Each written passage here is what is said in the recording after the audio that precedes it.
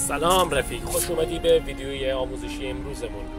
موضوع آموزشی امروزمون اینه که چطور همون اوایل بازی اقتصاد محکمی ببندیم. به کمی چوب و آهن نیاز داریم. وارد منوی آهنگریمون میشیم، از اونجا نیزه رو انتخاب میکنیم و سرنیزه و چوبمون رو تا آخر میکشیم و شروع میکنیم به ساخت نیزه.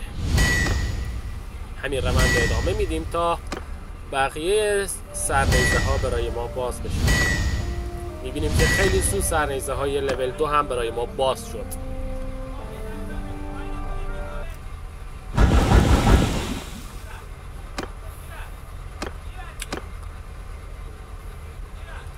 خیلی طول نمیکشه که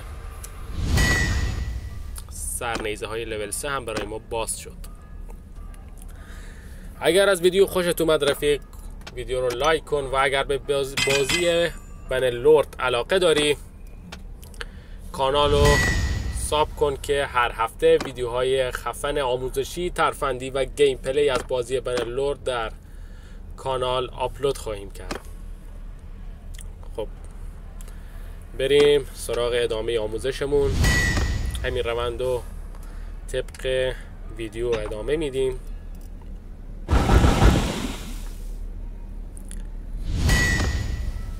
تا کم کم سرنیزه ها برای ما باز بشن.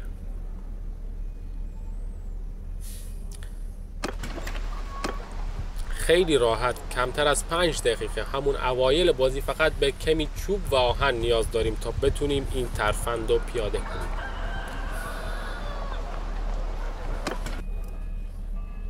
خب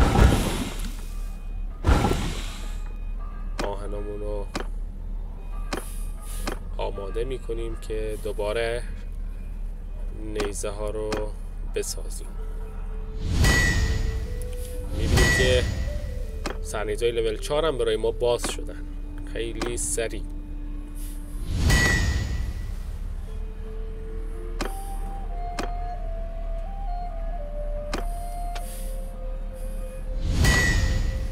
خب سرنیزه لول 5 هم برای ما باز شد.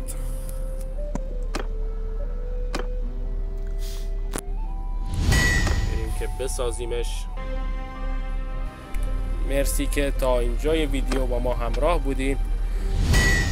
بریم که ببینیم چقدر قیمت نیزمون هست. 7000 سکه که اوایل بازی خیلی میتونه به کمکمون بیاد. ویدیوی آموزشی بعدیمون یه سورپرایز خیلی محشره که پیشنهاد میکنم از دستش ندید.